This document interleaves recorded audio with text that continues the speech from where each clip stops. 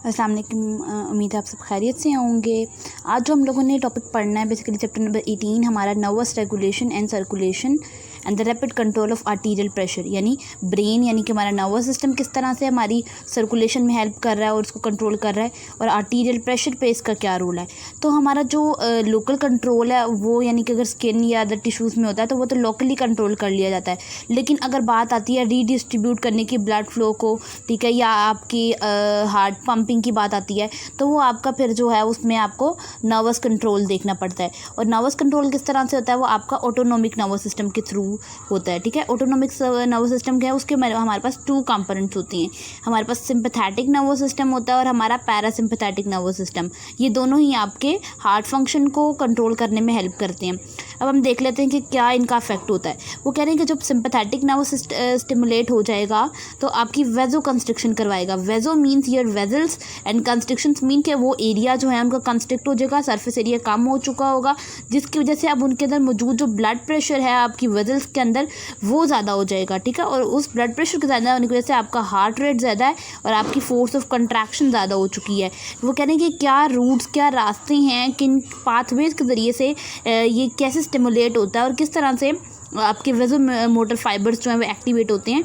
तो वो कह रहे हैं आपको कि इसके अंदर हमारे पास 2 वेज होती हैं। एक तो आप सिंपैथेटिक नर्व्स को स्टिमुलेट कर लो या आपकी स्पाइनल नर्व्स को। उससे पहले आपको पता होना चाहिए कि जो वेजोमोटर फाइबर्स होते हैं इनके अंदर हमारे पास कह रहे हैं कि जो थोरैसिक और फर्स्ट 1 और 2 लंबर स्पाइनल नर्व्स आती हैं, यानी आपका बेसिकली L1 एंड L2 और एक थोरैसिक आपका T वो शामिल होता है।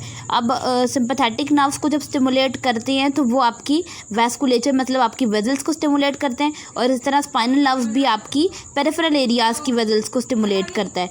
ठीक है, इस तरह वो वैस्कुलर रेजिस्टेंस जब ज़्यादा होगी, सपोज करें अगर आप एक रूम में हैं, बहुत ज़्यादा वहाँ पे लोग हैं, ठीक है, भरे में हैं और एक दूसरे को बहुत टक्कर हो रही है, धक्के हो रहे हैं, तो वो प्रेशर एक दूसरे के ऊपर ज़्यादा हो रहा है। जब प्रेशर ज़्यादा हो रहा है तो यानी कि रेजिस्टेंस ज़्यादा हो गई है, और उसकी वजह से क्या होगा, decrease the rate of blood flow. इस तरह जब वेजल्स के अंदर प्रेशर ज़्यादा होता है तो वहाँ पे आपका रेट ऑफ ब्लड फ्लो तो कम है, लेकिन अभी आपके हार्ट रेट ज़्यादा हो चुका हुआ है। इस तरह आपका पैरासिम्पैथेटिक नर्वस सिस्टम जो है वो आपका डिक्रीज़ कर देता है हार्ट रेट को।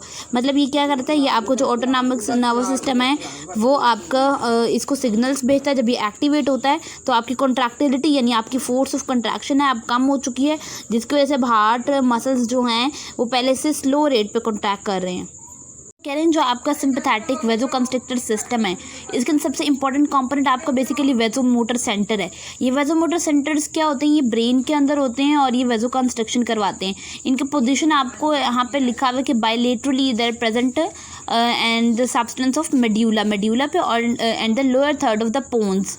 ठीक है, यानी उसके नीचे जो लोअर थर्ड ऑफ पोन्स, आपका जो पोन्स ब्रेन का पार्ट है उसके नीचे वाला एरिया वो वेजो मोटर सेंटर है, जिसने आपके क्या करना है, आपकी पैरासिम्पैथेटिक इम्पल्सेस को भेजना है वेगस नर्व्स के जरूर, और आपके सिंपैथेटिक इम्पल्सेस को भेजना है, ठीक है, बॉडी की तरफ।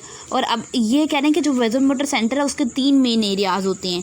Number 1 is the vaso constrictor area, number 2 is vaso dilator area and number 3 is sensory area. जो वेजो कंस्ट्रिक्टर एरिया है ये इसकी लोकेशन की बात कर लें तो ये आपकी कहाँ पे है, अपर मेड्यूला की तरफ प्रेजेंट है। और इसने क्या करना है, इसने आपके जो वेजो कंस्ट्रिक्टर न्यूरॉन्स हैं उनको एक्टिवेट करवाना है, जिससे आपका सरफेस एरिया वेजल्स का कम होगा, उनके में ब्लड का प्रेशर ज़्यादा होगा, क्योंकि जितना एरिया कम होता है ब्लड का प्रेशर ज़्यादा होने लग जाता है। ठीक है, तो आप कह सकते हैं कि प्रेशर इज डायरेक्ट यानी inversely proportional to the area. So vasodilator area ने क्या करना है, ये इसकी पोजीशन क्या है कि ये इंटीरियर पोर्शन पे मेड्यूला के प्रेजेंट है। ठीक है, लोअर हाफ पे, नीचे वाले हाफ पे। और इसने क्या करना है, इसने आपकी इनहिबिट कर देना अपनी वेजो कंस्ट्रिक्टर यानी C1 जो आपका था उसको इसने इनहिबिट कर देना है। और जो आपका सेंसरी एरिया वो कह रहे हैं वो कहाँ पे है, वो आपका जो न्यूक्लियस ट्रैक्टस सोलिटेरियस है उसकी पोस्टरोलेटरल, ठीक है, पोस्टीरियर लेटरल यानी पोस्टीरियर और लेटरल साइड पे प्रेजेंट है आपकी मेड्यूला के। और वो किस तरह से, वो आपका ग्लोसोफेरेंजियल नर्व्स, ये बेसिकली हमारी 9th और 10th क्रेनियल नर्व्स होती हैं, जो ब्रेन की नर्व्स होती हैं, ये वहाँ पे आपकी ग्लोसोफेरेंजियल नर्व्स पे उनको स्टिमुलेट कराता है, जिससे आपकी क्या होता है कि आपका रिफ्लैक्स होता है, और जिससे आपकी बेसिकली ये प्रेशर को कंट्रोल कर रहा होता है, क्योंकि इसमें बैरोरिसेप्टर्स होते हैं। और बैरोरिसेप्टर्स वो होते हैं जो आपकी प्रेशर के स्टिमुलाई को डिटेक्ट करते हैं। ठीक है, ठीक है। अब यहाँ पे एक बार आप इसकी वेसोमोटर टोन को भी अगर आप एक बार देख लें तो उसमें वो कह रहे हैं कि वेसोमोटर टोन जो मतलब वो कह रहे हैं कि आपका नॉर्मली जब आपका ये है उस वक्त भी कुछ ना कुछ 2-3 सिग्नल्स जो हैं, ये 2-3 फाइबर्स जो होते हैं वो सिंपैथेटिक नर्वस सिस्टम के एक्टिवेट ही रहते हैं, हर टाइम ही वो एक्टिवेट ही रहते हैं।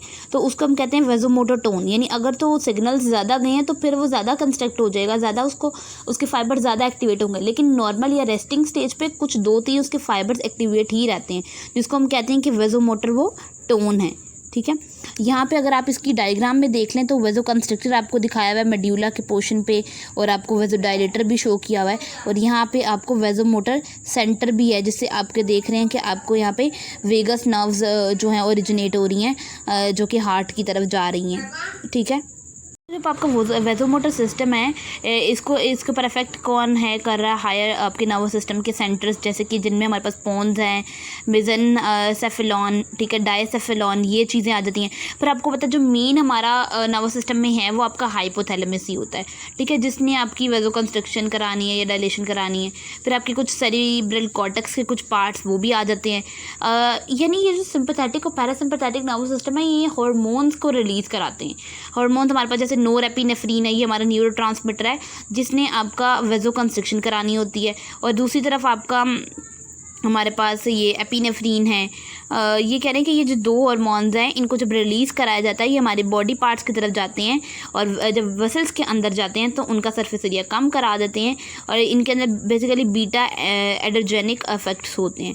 ठीक है। अगर हम देख लें कि यहाँ पे हमारा नर्वस सिस्टम का कंट्रोल, रैपिड कंट्रोल क्या है हमारे आर्टीरियल प्रेशर के ऊपर, तो वो कह रहे हैं कि one of the most important function हमारा सिंपैथेटिक का, उसने आर्टीरियल प्रेशर यानी आर्टरीज़ के, क्योंकि वेसो कंस्ट्रिक्शन या वेसो डायलेशन हम आर्टरीज़ की बात करें कि वो कंस्ट्रिक्ट कर रही हैं या वो डायलेट कर रही हैं, तो बहुत से आर्टरीज जो होती हैं वो बॉडी में जो है वो कंस्ट्रिक्शन होती है जब उनकी, तो उनका पेरिफेरल रेजिस्टेंस ज़्यादा हो जाती है, और जो आपकी दूसरी वेन्स या लार्जर आपकी वेसल्स होती हैं उनकी, वो कह रहे हैं कि जो सर्कुलेशन है वो आपकी, वो क्या कह रहे हैं कि ब्लड को डिस्प्लेस करना पड़ता है।